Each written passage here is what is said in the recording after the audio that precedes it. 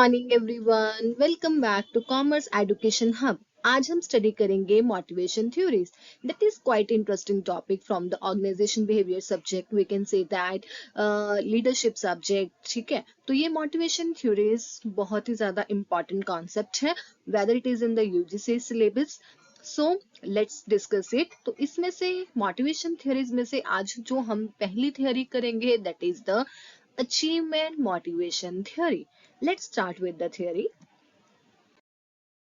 सबसे पहले क्या है ओवरव्यू ऑफ द थ्योरी। ये जो थ्योरी थी किसने डेवलप करी थी? डेविड मैकलेन ने। कब डेवलप करी थी? 1961 में। और उसने ये जो कॉन्सेप्ट है ये प्रेजेंट करा था अपनी बुक द अचीविंग सोसाइटी में।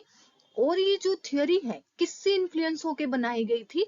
Maslow's hierarchy of need theory, जिसमें मास्लो ने ह्यूमन नीड्स को 5 कैटेगरीज में डिवाइड करा था। जो ये अचीवमेंट मोटिवेशन थ्योरी है इसको हम अक्वायर्ड नीड थ्योरी और द लर्न नीड थ्योरी के नाम से भी प्रोनाउंस करते हैं। मोरओवर जो मैकलेन थे उन्होंने बोला people are not inherent but are infused और learn with time to time habits.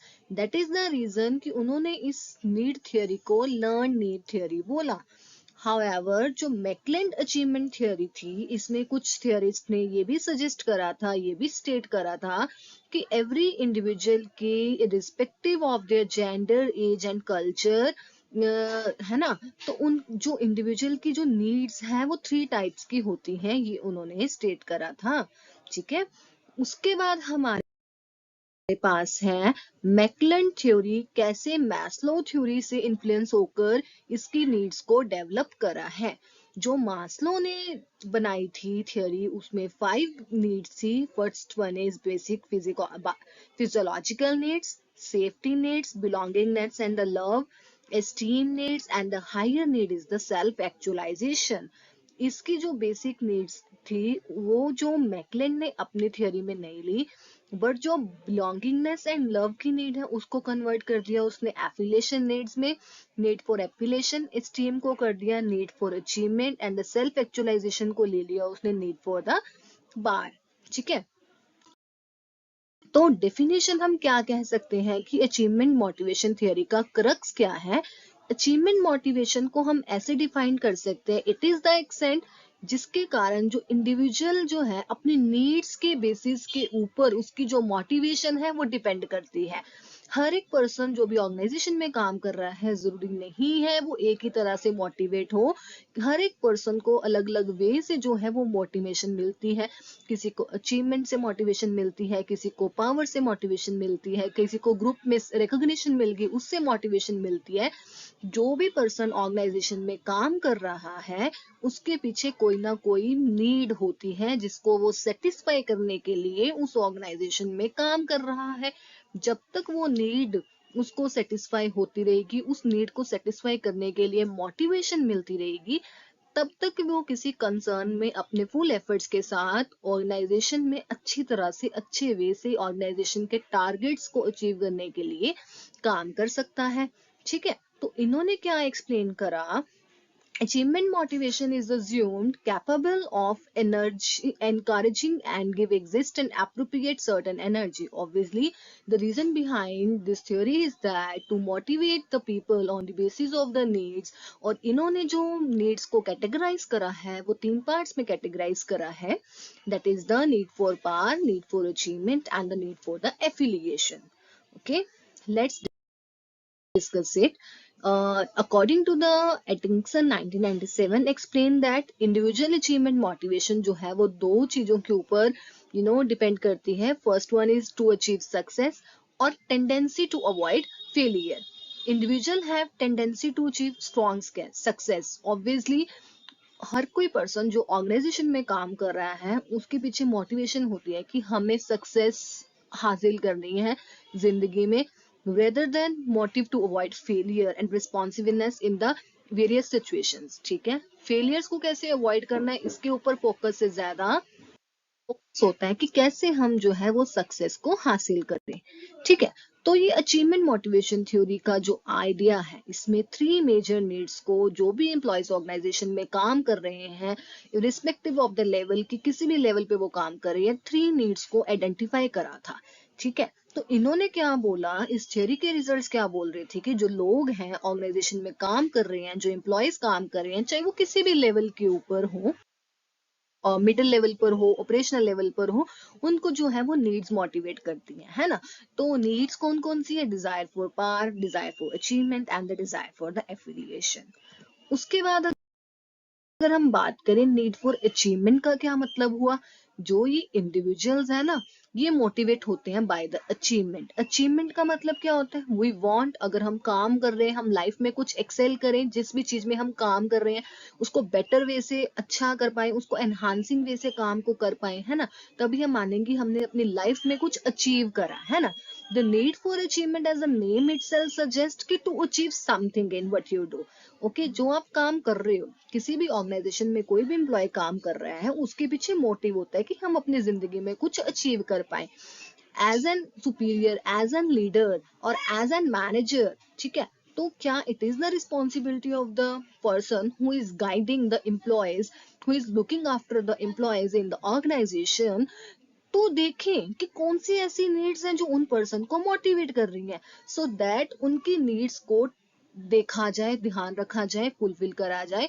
अगर एम्प्लॉय सेटिस्फाइड होगा, मोटिवेटेड होगा, तभी वो अपना बेस्ट दे पाएगा किसी भी ऑर्गेनाइजेशन के रिजल्ट्स को अचीव करने के लिए, है ना। For example, if you are lawyer, तो इट इज नीड कि, है ना, हमें ज्यादा से ज्यादा केसेस जीतने हैं, जितने नंबर ऑफ केसेस उतनी ज्यादा उनकी जो है रिकॉग्निशन सोसाइटी में, और उतने ज्यादा ही उनका नेम फेम, है ना।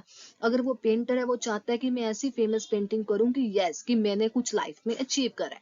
तो सिमिलर वे में जो भी पर्सन अलग अलग एरियाज में अपने काम कर रहे हैं, तो हर एक पर्सन की नीड फॉर अचीवमेंट, हर एक पर्सन की, we can't say that, we can say that it will depend upon the person to person कि कौन सी नीड जो है उस टाइम पे उसको ज्यादा मोटिवेट कर रही है।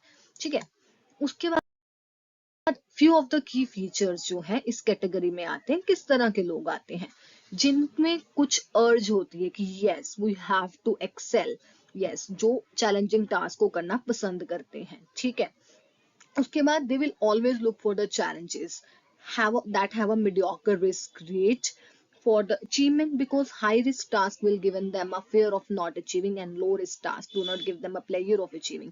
तो ऐसे लोग पता क्या होते हैं, ये मॉडरेट सा, मीडियोकर सा रिस्क लेना पसंद करते हैं। क्यों? ज्यादा रिस्क होगा, ऑब्वियसली दैट है कि हम वो अचीव नहीं कर पाएंगे। अगर कम रिस्क होगा तो कुछ चैलेंजिंग सा टास्क नहीं होगा, वो, है ना, उसको अचीव करने में मजा नहीं आएगा।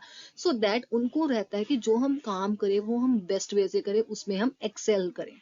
ठीक है, उसके बाद रिक्वायर्स द रेगुलर फीडबैक। तो इस अंडर के, इस कैटेगरी के अंडर जो लोग होते हैं, उनको चाहिए होता है कि यस, हमें पॉजिटिव फीडबैक मिलता रहे, ताकि positive feedback in the sense कि अगर उसमें कुछ कमी आ रही है उनकी परफॉर्मेंस को परफॉर्म करने में, उनको एट एवरी स्टेप गाइडेंस मिलती रहे, कम्युनिकेशन मिलती रहे, so that they can improve also, at the end better results can be achieved. उसके बाद है, this people are very innovative, very clever ways कि हम अपने गोल्स को कैसे बेटर वे से अचीव कर पाए, है ना। दे टेक कैलकुलेटेड डिसीजन, और जनरली अलग से ही काम करना पसंद होते हैं, और जनरली जो अचीवमेंट ओरिएंटेड लोग होते हैं वो टीम लेवल के ऊपर काम करना जनरली लाइक नहीं करते हैं।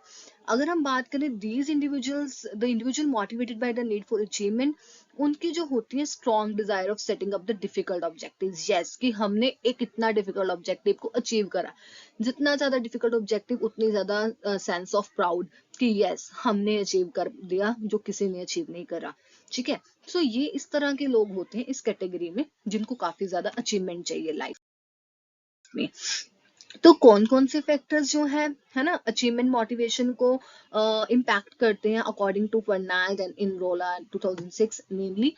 तो influence of family and culture depend करता है कि आप किस तरह की, आपके पेरेंट्स कैसे, कैसी अपब्रिंगिंग है आपकी, किस तरह की फैमिली में आप जो है अपब्रिंगिंग हुई है आपकी। ठीक है, तो role of self concept, self concept का मतलब क्या होता है कि कैसे जो एक इंडिविजुअल अपने बारे में सोचता है। तो देखो ये it is general point of view that कि आपके बचपन से जो अपब्रिंगिंग होना स्कूल लेवल में है ना स्टार्ट होती है, उसके बहुत ज्यादा इम्पैक्ट पड़ता है कि आप कितने ज्यादा अचीवमेंट ओरिएंटेड हो, आप कितने ज्यादा करियर ओरिएंटेड हो, आप कितने ज्यादा सोशलिस्टिक हो। ठीक है।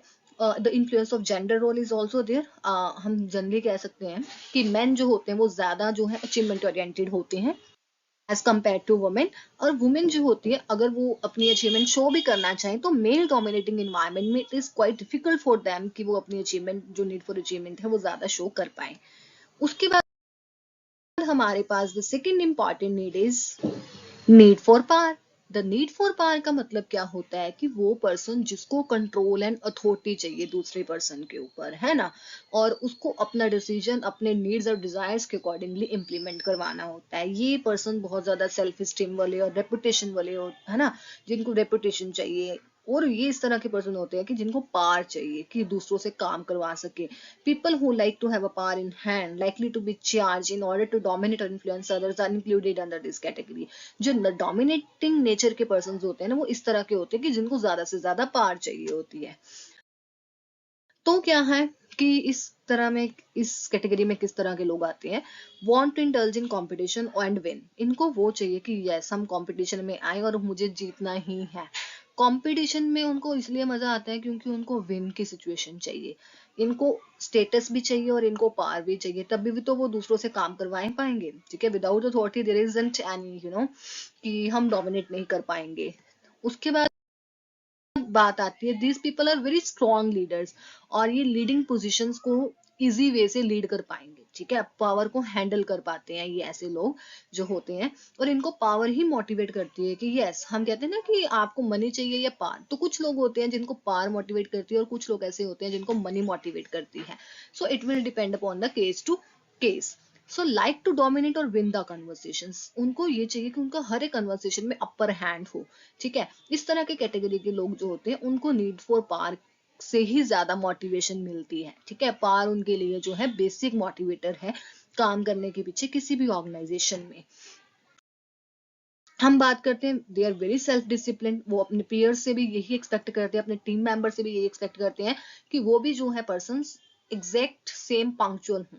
ठीक है, जीरो सम गेम खेलने में ये कोई वो नहीं करते, एक्सपेक्ट नहीं करते, डू नॉट माइंड, मतलब they do not mind to play a zero sum game. Zero sum game का मतलब कि अगर एक जीता तो दूसरे को तो हारना पड़ेगा। कोलैबोरेशन कोई नहीं है। ठीक है, मैंने जीतना तो तू हारेगा, अगर दूसरा जीतेगा तो मैं हारूंगा। दिस टाइप ऑफ पर्सन जो होते हैं ये नीड फॉर पावर जो है ये एक्सपेक्ट करते हैं एज एन मोटिवेशन।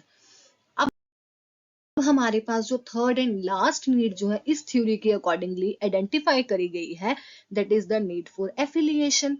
ये जो नीड फॉर एफिलिएशन होती है, ये जो ऐसे लोग होते हैं ये सोशल रिलेशनशिप में जो लोगों के साथ रिलेशनशिप बनाने में ज्यादा बिलीव करते हैं और उनसे एक्सेप्टेंस डिमांड करते हैं। इस कैटेगरी के लोग जो हैं love to affiliate, love to socialise with others, इस तरह के होते हैं। इनमें कॉमन फीचर्स जो होते हैं कि ये टीम वर्क ज्यादा प्रेफर करते हैं ओवर द कंपटीशन। ऑब्वियसली उनको सोशलाइज होना है, बातें करनी है, रिलेशनशिप्स बनाने हैं, है ना। इस तरह के लोग कंपटीशन में जनरली कम इंडल्ज होते हैं। Want to be a part of a group, तो इस तरह के लोग होते हैं ये ग्रुप में काम करना पसंद करते हैं, ग्रुप में चैलेंजेस को ग्रैब करना पसंद करते हैं और लोगों से सोशलाइज होना जो है ये पसंद करते हैं।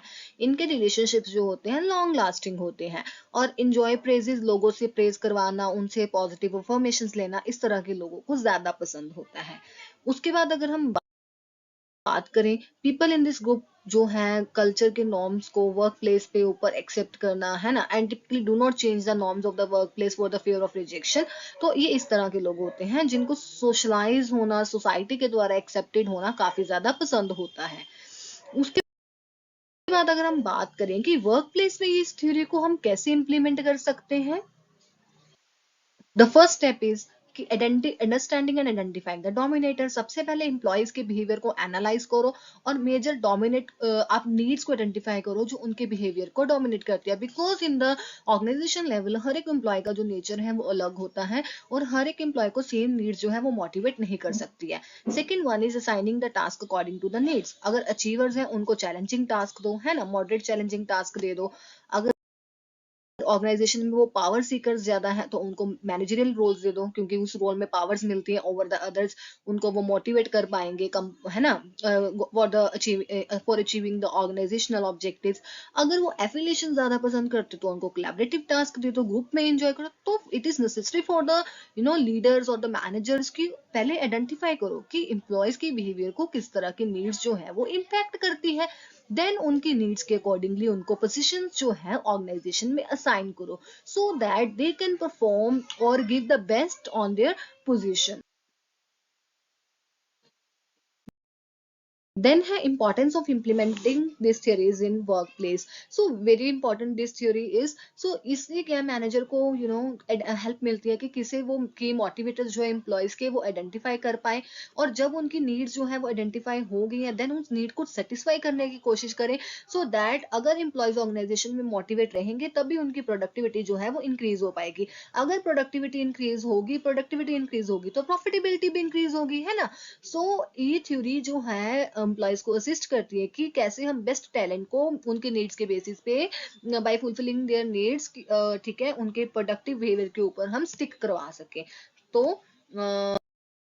We can say that some of the limitations of the theory, जब भी किसी थ्योरी की बात आती है there are the limitations to neglect of the basic needs, as we already know that कि मास्लो ने जो बेसिक नीड्स ली थी उस इस पर्सन ने मैकक्लेन ने उन बेसिक नीड्स को इग्नोर करा है अपनी थ्योरी में। A limited number of motivators लिए हैं, लाइक इसने पावर, अचीवमेंट एंड एफिलिएशंस लिए हैं, there can be another motivators such as good wages, job security, तो उसने उसको मेंशन नहीं करा है। ऑब्वियस सी बात है कि एक थ्योरी जो है उसके ऊपर सारे वेरिएबल्स को टेस्ट नहीं करा जा सकता है। उसके बाद हमारे पास है एग्जाम्पल की, अगर हम बात करें कि वर्क प्लेस में इसको कैसे इंप्लीमेंट हो रहा है।